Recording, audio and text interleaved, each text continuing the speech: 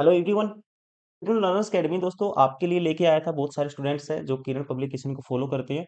हमने वो क्वेश्चन आपके लिए उठाए हैं जो 2025 में लेटेस्ट जो क्वेश्चन है ग्रुप डी में जितने भी एग्जाम हुए हैं वहां से वो सारी टाइप हमने उठाई हैं।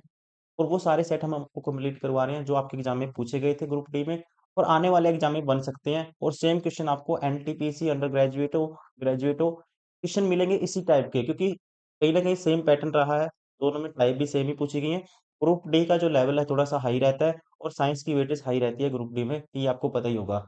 और इससे पहले हमने एक सेट को हम कंप्लीट 4 पार्ट में कवर करते हैं। पहले पार्ट में जैसे हमने जीके किया था 20 क्वेश्चन, सेकंड पार्ट में 25 क्वेश्चन मैथ्स के किए थे, फिर 30 क्वेश्चन रीजनिंग के किए थे। अभी है ये इसका last part, question number 76 to 100 science के जो क्वेश्चन पूछे गए थे इस पेपर में सेट नंबर 1 में 27/11/2025 को शिफ्ट नंबर 1 में, वो सारे आपके कवर होंगे। तो चलिए स्टार्ट करते हैं आपका टाइम वेस्ट ना करते हुए क्वेश्चन नंबर 1 से, सेट नंबर 1 की साइंस। क्वेश्चन नंबर 1 कहता है a body is dropped from A height if it falls for 3.0 second, 3 second में फॉल करती है एंड ग्रेविटी की वैल्यू है 10 metre per second square, it's final velocity is. ये दोस्तों एक पिंड या कह सकते हैं बॉडी को ऊपर से गिराया जाता है। अगर वो 3 सेकेंड गिरता है और जी बराबर है 10 मीटर पर सेकेंड स्क्वायर है तो कह सकते हैं फाइनल वेलोसिटी है उसकी वो क्या होगी, ये आपसे पूछा गया है। अब इसके लिए हम यूज करते हैं formula v equal to u plus g t. ये वाला फॉर्मूला आपको याद रखना है। और यहाँ पे कहता है जो शुरुआती वेग यू क्या होगा, शुरुआती तो उसका वेग 0 होगा, तो यू की वैल्यू क्या होगी दोस्तों, आप कहेंगे 0 होगी। यू की वैल्यू 0 है तो वी की वैल्यू फाइनल वेलोसिटी आपको बतानी है। तो यू की वैल्यू 0 है और जी की वैल्यू 10 है और टाइम कितना लेती है 3 सेकेंड। तो ये आएगा 10 × 330 मीटर पर सेकेंड आएगा। राइट आंसर होगा इसका 30 metre per second, right answer होगा option A.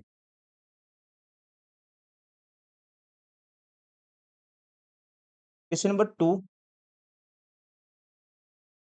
What is the main role of micelles in the cleansing action of soap. कहते हैं साबुन की मार्जन क्रिया में मीजल की मुख्य भूमिका क्या है। आपको ध्यान रखना है मीजल क्या करते हैं, कपड़ों से तेल और गंदगी को, गंदगी मीन्स डर्ट को करते हैं और उन्हें बाहर निकालने में मदद करते हैं, मतलब हटाने में मदद करते हैं। राइट आंसर होगा कह सकते हैं कपड़ों से तेल और गंदगी को ट्रैप करना और हटाना। Option D is correct.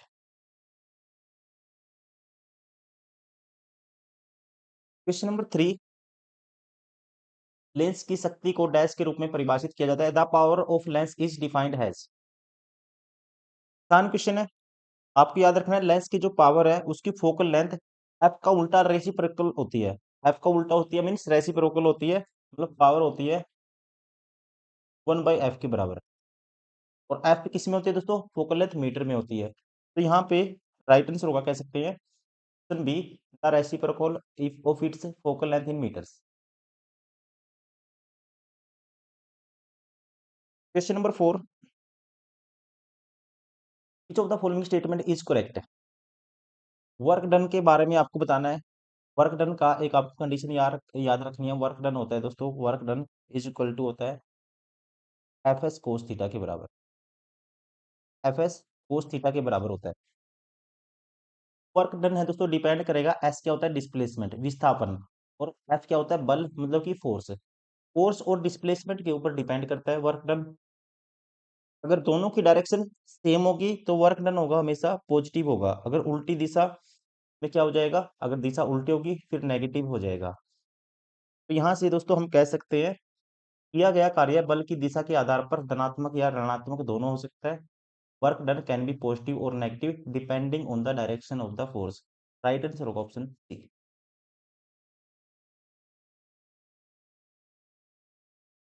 Question number 5, निम्नलिखित में से किसका उपयोग विलयन की सांद्रता को व्यक्त करने के लिए नहीं किया जाता है। कहता है which of the following is not use to express the concentration of a solution. मतलब कि कहता है सिंपल लैंग्वेज में किसका यूज विलियन मतलब कि सॉल्यूशन की स्टैंडर्ड कंसंट्रेशन को बताने के लिए यूज नहीं होता। तो इसमें आपको याद रखना है, इसके लिए हम स्टैंडर्ड कह सकते हैं, जो स्टैंडर्ड यूज करते हैं स्टैंडर्ड टर्म यूज करते हैं जो वो होता है मास वॉल्यूम होता है, और मास भी होता है, और वॉल्यूम वॉल्यूम का यूज भी किया जाता है। लेकिन वॉल्यूम मास परसेंट जैसा कोई भी स्टैंडर्ड टर्म नहीं होता। राइट आंसर होगा इसका ऑप्शन, ठीक है। मास वॉल्यूम होगा, मास भी होगा, और वॉल्यूम वॉल्यूम भी। Volume mass percent of solution, ये गलत है, ये स्टैंडर्ड टर्म टर्म नहीं होती। Option C is correct. Question number 6, asthma मुख्यतः श्वसन तंत्र के किस भाग को प्रभावित करता है? Asthma primarily affect which part of the respiratory system? कहता है आस्थमा एंड रेस्पिरेटरी सिस्टम के बारे में दोस्तों क्वेश्चन है। कहता है आस्थमा हमारे सांस लेने के रेस्पिरेटरी सिस्टम होता है जो सांस लेने का, इस भाग को अक्सर प्रभावित करता है, इफेक्ट डालता है। आपको ध्यान रखना है, आस्थमा जो रोग है, डिजीज है, इसमें क्या होता है, आस्थमा में सांस की जो नालियां होती हैं जिसे बोलते हैं ब्रोंकी और ब्रोंक्यूल्स, ये सूज जाती है और आपस में कह सकते हैं सिकुड़ जाती हैं, जिससे सांस लेने में दिक्कत होती है, परेशानी होती है, तकलीफ होती है। राइट आंसर होगा, इफेक्ट डालता है किस पे? ब्रोंकी और ब्रोंक्यूल्स के ऊपर। Option C is correct. Question number 7, निम्नलिखित में से कौन सी धातु सक्रियता श्रेणी के मध्य में निष्कर्षित की जाती है? Which of the following metal is extracted in the middle of the activity series? मतलब कहता है कौन सी जो धातु है, मेटल है, एक्टिविटी सीरीज के बीच में आती है। आपको ध्यान रखना है, जैसे ही हम top to bottom to top जाते हैं, रिएक्टिविटी बढ़ती रहती है। और जो सोडियम है और पोटेशियम है दोस्तों, बहुत ही रिएक्टिव है, दोनों के दोनों टॉप है। और जो गोल्ड होती है, मीन्स सोने बोलते हैं जिसको हम हिंदी में, ये बॉटम पे होती है, मतलब कम रिएक्टिव होती है। और आयरन मिडल में पाया जाता है। आयरन किस में आता है? मिडल में आता है।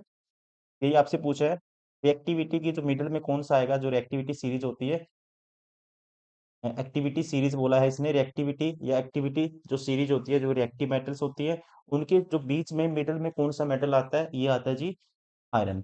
अब ये टॉप में होती है, ये बॉटम पे होती है, बीच में आता है आयरन। राइट आंसर होगा option D. Question number 8, when a thick glass strip is placed on the printed material, the letters appears raised, this is due to। कहते हैं एक मुद्रित सामग्री पर एक मोटी कांच की पट्टी रखी जाती है, अक्सर उभरे हुए दिखाई देते हैं, ऐसा ऐसा के कारण होता है, ऐसा डैश के कारण होता है, ऐसा कहता है ऐसा के कारण होता है, डैश के कारण होता है, ऐसा किसके कारण होता है? ठीक है, ये थोड़ा टाइपिंग में एरर है। ऐसा, इसका रीजन क्या है?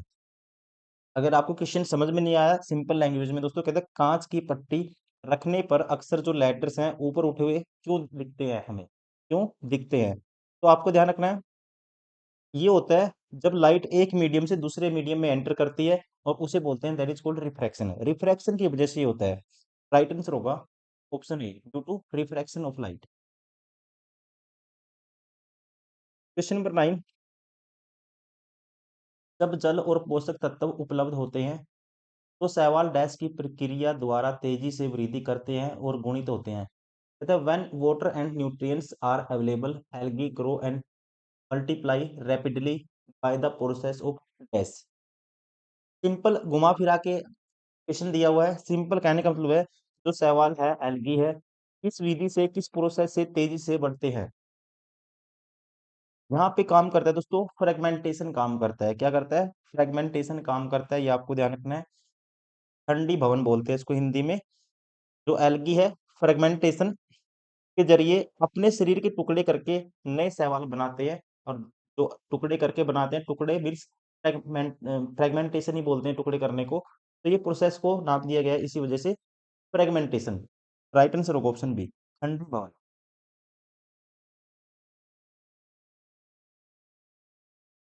Question number 10,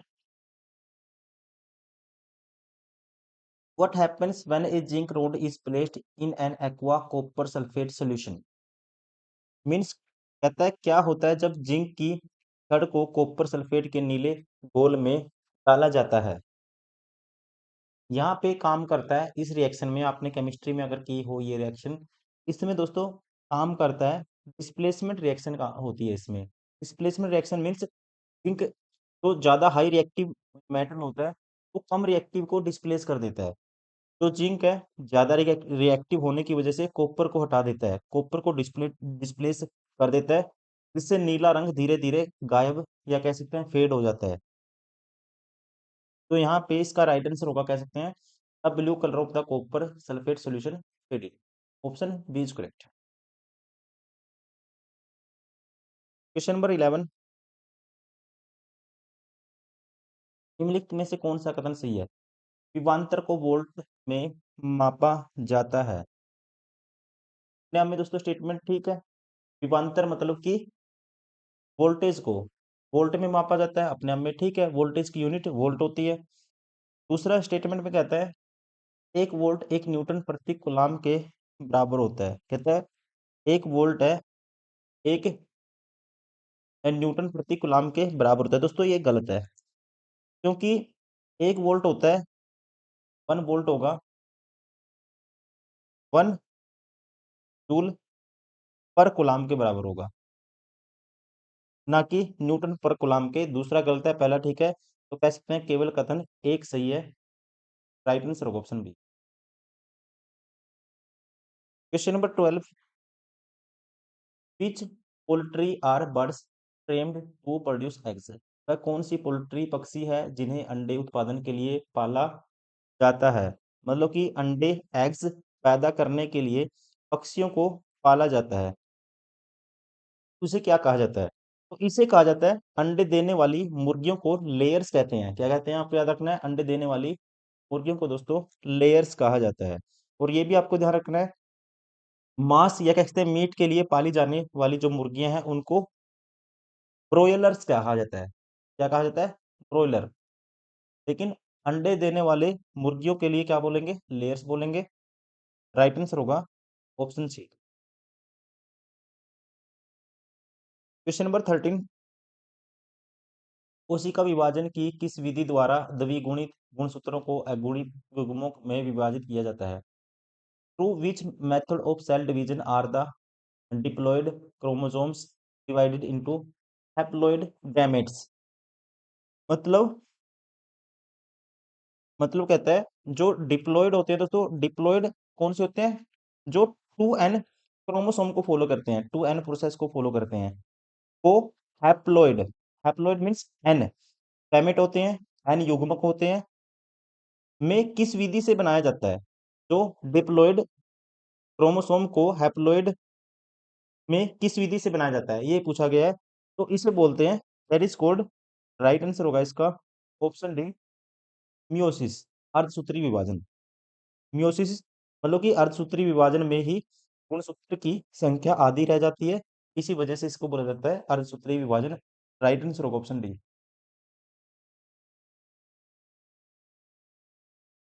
number 14, the frequency of a sound wave is 50 hertz, how much time will it take to complete one wave? मतलब कहता है अगर फ्रीक्वेंसी कितनी है, 50 हर्ट्ज है, तो एक वेव पूरी होने में कितना समय लगेगा? तो आपको इसके लिए याद रखना चाहिए, जो टाइम होता है दोस्तों, टाइम क्या होता है? 1/फ्रीक्वेंसी के बराबर होता है, 1/f के बराबर होता है। तो यहाँ पे टाइम बताना है तो ये आएगा 1/50 है। फ्रीक्वेंसी कितनी है? 1/50। 1/50 को जब डिवाइड करोगे 1/50, जैसे कि 100 से ऊपर मल्टीप्लाई कर दो, 100 से नीचे। अब इसको काटूंगा मैं, 2 पे जाएगा, 2/100 0.02 आएगा, 0.02 सेकंड आएगा। राइट आंसर होगा इसका option D. Question number 15, which of the following life process is important for diversifying species? निम्नलिखित में से कहता है कौन सी जीवन प्रक्रिया प्रजातियों में विविधता लाने के लिए महत्वपूर्ण है? मतलब कि प्रजातियों में जो स्पीसीज है, प्रजातियां हैं, इसमें विविधता मतलब कि डाइवर्सिटी लाने के लिए क्या जरूरी होता है? क्या जरूरी होता है? तो यहाँ पे इसका जो राइट आंसर होगा, इसके लिए जरूरी होता है लैंगिक जनन, सेक्सुअल रिप्रोडक्शन जरूरी होता है। आपको याद रखना है लैंगिक जनन, इंग्लिश में बोलते हैं सेक्सुअल रिप्रोडक्शन में दो अलग अलग डीएनए मिलते हैं जिससे नई विविधता आती है। राइट आंसर होगा option, that is called sexual reproduction. Question number 16, the functional group which does not contain oxygen hetero atom is, वह प्रकार्यात्मक समूह जिसमें ऑक्सीजन विषम परमाणु ऑक्सीजन हेटेरो एटम नहीं होता है। मतलब कहता है किस ग्रुप में ऑक्सीजन नहीं होता, किस ग्रुप में ऑक्सीजन नहीं होता। आसान है दोस्तों। अब आपको पता है, देखो कार्बोक्सिलिक एसिड में होता है, कीटोन और अल्कोहल तीनों में ऑक्सीजन होता है। हेलो अल्केन जैसे कि क्रोमोमीथेन में सिर्फ कार्बन होते हैं, हाइड्रोजन होते हैं, हेलोजन होते हैं, ना कि ऑक्सीजन। राइट आंसर होगा, कह सकते हैं अकॉर्डिंग टू हेलो अल्केन में ऑक्सीजन ग्रुप में ऑक्सीजन नहीं पाया जाता। क्वेश्चन नंबर 17, निम्नलिखित में से कौन सा कथन स्थिर अनुपात के नियम का स्रोत रूप से वर्णन करता है। स्थिर अनुपात को बोलते हैं, स्थिर अनुपात नियम को इंग्लिश में बोलते हैं लॉ ऑफ कांस्टेंट प्रोपोर्शंस। और क्वेश्चन में पूछा गया है स्थिर अनुपात का नियम लॉ ऑफ कांस्टेंट प्रोपोर्शंस क्या कहता है। ये आपको याद करने पड़ेगा। ये नियम कहता है किसी भी केमिकल कंपाउंड में जो एलिमेंट्स हैं हमेशा दोस्तों मास के हिसाब से फिक्स्ड रेशियो में होते हैं। ये नियम कहता है किसी भी केमिकल कंपाउंड में जो एलिमेंट्स हैं हमेशा वजन के मतलब कि मास के हिसाब से फिक्स्ड रेशियो में होते हैं। राइट आंसर होगा इसका ऑप्शन डी। किसी भी रासायनिक यौगिक में समान तत्व सदैव द्रव्यमान के समान अनुपात में होते हैं। क्वेश्चन नंबर 18, निम्नलिखित में से कौन सा एक समान वृत्तीय गतिमान का एक उदाहरण प्रस्तुत करता है। कहता है which of the following describes an example of uniform circular motion. एक समान वृत्त गति यूनिफॉर्म सर्कुलर मोशन का उदाहरण कौन सा है, उदाहरण एग्जाम्पल क्या है। इसका इनमें से एग्जाम्पल है, याद रखना आपको, एक fan blade, A fan blade rotating at a constant speed, नियत चाल से घूर्णन करती पंखे की ब्लेड क्या है, यूनिफॉर्म सर्कुलर मोशन का एग्जाम्पल होती है। अगर फैन की ब्लेड एक ही स्पीड पर घूम रही है तो वो सर्कुलर पाथ एक समान स्पीड से चल रही है एक सर्कुलर पाथ में, और ये किसका एग्जाम्पल होता है, यूनिफॉर्म सर्कुलर मोशन का। राइट आंसर होगा ऑप्शन बी।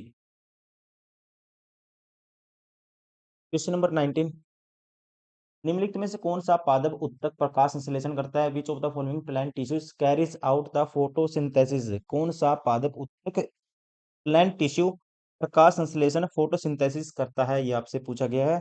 तो यहाँ पे इसका जो राइट आंसर होगा ये होगा कोलेरेन काइमा, ऑप्शन सी। आपको याद रखना है कोलेरेन काइमा, पैरेन काइमा का वो भाग होता है जिसमें क्लोरोफिल प्रेजेंट होता है, इसलिए ये खाना बनाता है अपने आप ही। ठीक है, इस तरह से इसका जो राइट आंसर होगा हरित उत्तक कोलेरेन काइमा। क्वेश्चन नंबर 20, कहता है coil has resistance of 44 ohm if it is connected across 220 volt supply what is the power consumed by the coil। Power का फॉर्मूला आपको याद रखना है, पावर होता है v स्क्वायर बाय आर। जब आपको रेजिस्टेंस भी पता हो और क्या पता हो दोस्तों, वोल्टेज भी पता हो, और वोल्टेज कितनी है 220 है, तो 220 का स्क्वायर करेंगे बटे में क्या करेंगे आर करेंगे, आर की वैल्यू है जी 44, 22 दूनी 44 और 2 पे काटूंगा 11 आएगा। 11 के आगे दोस्तों कितनी है 20, 1100 क्या हो गया वोट हो गया, 1100 वोट हो गया। राइट आंसर होगा ऑप्शन बी।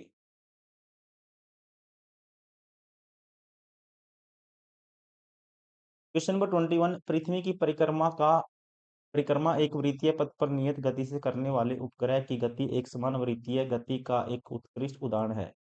इस गति का कौन सा गुण इसके त्वरण को शून्य होने से रोकता है। क्वेश्चन दिया हुआ है जो सैटेलाइट एक्सेलरेशन के ऊपर है। सैटेलाइट की गति में उसका एक्सेलरेशन जीरो क्यों नहीं होता, सीधा पूछा गया है आपसे। त्वरण मीन्स एक्सेलरेशन, सैटेलाइट उपग्रह की गति में उसका जो एक्सेलरेशन है जीरो क्यों नहीं होता, ये आपसे पूछा गया है। इसका जो मेन रीजन होता है दोस्तों, क्योंकि वो क्या करता है हर सेकंड में अपनी जो डायरेक्शन है बदल रहा होता है। और वेलोसिटी की जो दिशा है बदलने का मतलब ही क्या होता है, एक्सेलरेशन होता है। एक्सेलरेशन क्या होता है, change in velocity by time. Change in velocity by time को क्या कहते हैं, हम एक्सेलरेशन कहते हैं। तो यहाँ पे राइट आंसर होगा इसका, कह सकते हैं गति की दिशा प्रत्येक बिंदु पर निरंतर बदलती रहती है, सार वेग परिवर्तित होता रहता है। राइट आंसर होगा ऑप्शन डी।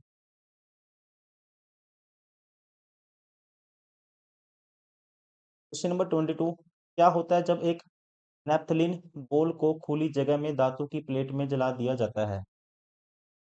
मतलब खुले में नैप्थलीन बोल को जलाने पर क्या होता है?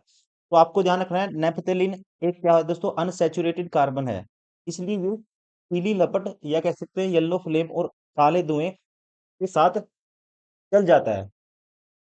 नेपथिन क्या है, एक अनसैचुरेटेड कार्बन है, इसकी वजह से ये पीली जो कहते हैं येलो फ्लेम और काले धुएं के साथ क्या जल जाता है, ये इसका कारण होता है। और यही इसमें पूछा था, फूले में नैप्थलीन बाल जलाने पर क्या होता है, क्या होता है आप कह सकते हैं ऑप्शन डी, यह धातु की प्लेट पर काले कजरी निक्षेप के साथ पीली ज्वाला के साथ जलता है। क्वेश्चन नंबर 23, प्रजनन के दौरान डीएनए प्रकृति बनाना क्यों महत्वपूर्ण है? Why is DNA replication important during the reproduction?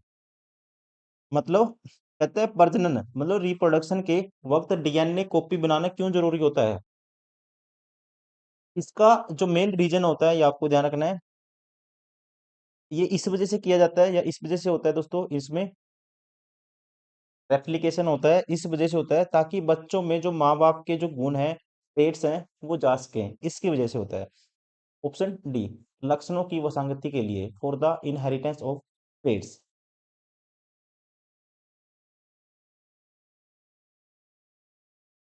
Question number 24, निम्नलिखित में से कौन सा विकल्प मछली संवर्धन कल्चर फिशरी शब्द का सर्वोत्तम रूप से वर्णन करता है? Which of the following option best describe the term culture fishery? मतलब कि कल्चर फिशरी का जो मतलब है वो क्या होता है, तो यहाँ पे आपको ध्यान रखना है, इसका सीधा सीधा मतलब है मछलियों का पालना, फिश फार्मिंग को बोला जाता है दोस्तों। राइट आंसर होगा ऑप्शन सी, मछलियों का पालन। क्वेश्चन नंबर 25, क्लोरीन का आंशिक परमाणु द्रव्यमान फ्रैक्शनल एटॉमिक मास होता है निम्नलिखित में से किसके कारण? The fractional atomic mass of chlorine is, कहते हैं जो fractional atomic mass of chlorine is किसके कारण होता है? क्लोरीन का जो एटॉमिक मास मतलब पॉइंट में होता है, पॉइंट में कितना होता है, 35.5 होता है, ये किसकी वजह से होता है दोस्तों, पॉइंट में किसकी वजह से होता है? तो यहाँ पे आपको ध्यान रखना है, क्योंकि इसके जो अलग अलग आइसोटोप होते हैं, जैसे कि क्लोरीन थ्री 35 कह सकते हैं, क्लोरीन 35 और क्लोरीन 37, जो इसके क्लोरीन के आइसोटोप्स होते हैं, कौन से, क्लोरीन 35 और क्लोरीन 37, ये नेचर में मिलते हैं हमको। और जब इनका हम निकालेंगे फ्रैक्शनल एटॉमिक मास निकालेंगे, तो जब इन दोनों का एवरेज निकालेंगे तो वैल्यू क्या आएगी, फ्रैक्शन में आएगी। क्या आएगी दोस्तों, फ्रैक्शन में आएगी। जैसे 35 दूनी 70, 35 दूनी 70 तो 72, 72 का आधा करेंगे आप कितना आएगा, 72 का आधा तो 36 आएगा। ये गलत है, ऐसे नहीं निकालते इसको। आपको याद रखना है, जो क्लोरीन का देखो ये 35 होता है, और जो इसका नेचर में मिलता है लगभग इसका कितना मिलता है, 75% मिलता है नेचर में। तो 35 का आप निकालोगे 75%, 3/4 निकालोगे। और वैसे ही 37 का लगभग नेचर, वैसे तो इसका कितना होता है 37, और इसका नेचर में कितना पाया जाता है, 25% पाया जाता है। तो इसका जब निकालोगे आप 37 का 25%, मतलब कि 1/4 निकालोगे, और फिर इसका अवरेज निकालोगे। अब इसको सोल्व सोल्व करोगे, 35 105/4 आएगा ये, और इसको सोल्व करके 37/4 आएगा, और इनको जोड़ेंगे ये आएगा 142/4 आएगा। 142/4 दोस्तों, 142 का आधा करेंगे 71 बटे क्या आएगा, 2 आएगा, और 71/2 आएगा, मीन्स 35.5 आएगा। ये होता है इसका रीजन। अकॉर्डिंग टू हम आंसर कर सकते हैं, किस वजह से होता है, ये प्रेजेंस ऑफ आइसोटोप्स की वजह से होता है, प्रेजेंस ऑफ आइसोटोप्स की वजह से होता है। राइट आंसर होगा ऑप्शन डी, क्योंकि कह सकते हैं जो इसके आइसोटोप्स होते हैं अलग अलग होते हैं दोनों के, जैसे 35 और 37, और इसका 35 का 75% नेचर में मिलता है और उसका मिलता है 37 वाले का आइसोटोप का 25%। तो जब इन दोनों का एवरेज निकालते हैं, निकालने के बाद किस में आती है वैल्यू, फ्रैक्शन में आती है। इसी वजह से यही पूछा था, the fractional atomic mass of chlorine is due to presence of isotope. Option D is correct.